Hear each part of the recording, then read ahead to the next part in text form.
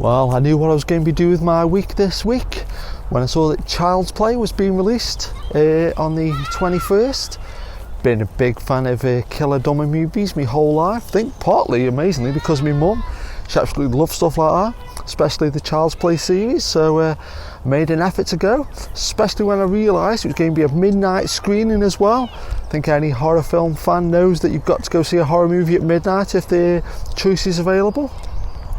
Booked the tickets, walked into town, saw quite a few people queuing up for the pubs and different things, so was expecting there to be a few people in the cinema.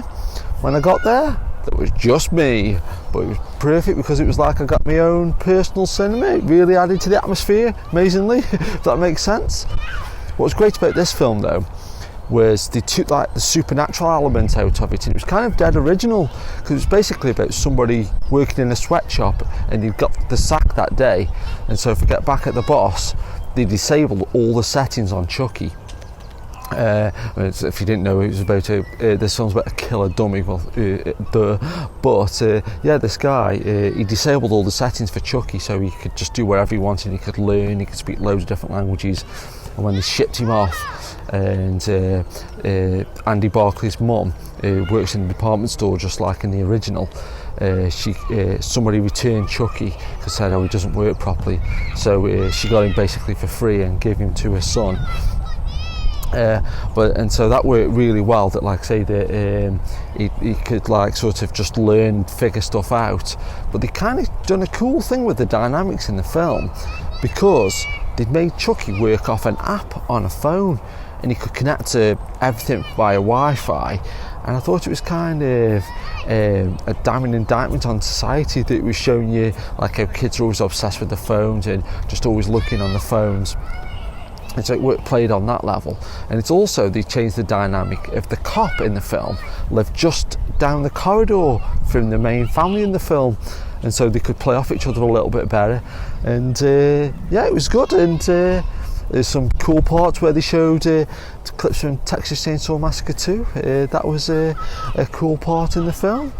But it had all the cool killer dummy movie tropes where walking around with a big knife, and some cool kills in the film, like where one guy got tangled up in Christmas lights.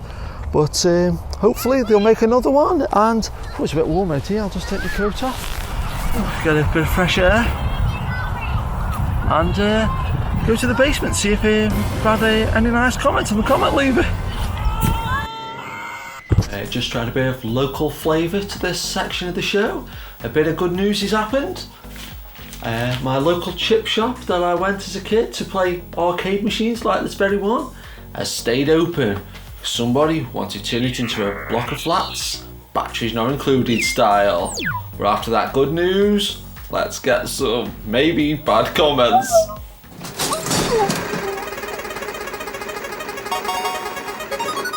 This is from Retro Game Bloke. I just looped the Huey Lewis song, and well, it was released before Ghostbusters. They definitely copied it. How can you not hear it immediately? The basic beat is exactly the same. That's off the Let's Play the ZX Spectrum David Crane's Ghostbusters. And this is something that's been going around for years. It was actually even a court case that the Ray Parker Jr.'s Ghostbusters theme was copied off Huey Lewis' I Want a New Drug. I personally don't hear it, and I notice the similarities in music all the time. In fact, one of my proudest moments was when I was watching Bergerac once, and I thought, this sounds like Death Wish 3. So I found the composer's name in the credits, emailed him. I said, did you do the music for Death Wish 3? He said, yeah, I play guitar. Well spotted, sir. And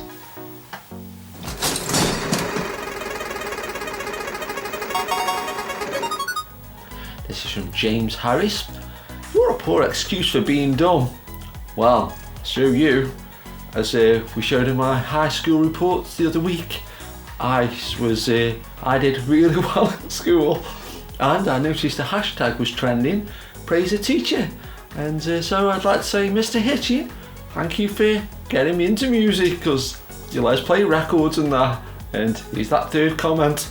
Talking about music, would you like it if your TV switched on automatically to the Krull theme tune? That'd be ace, that would, wouldn't it?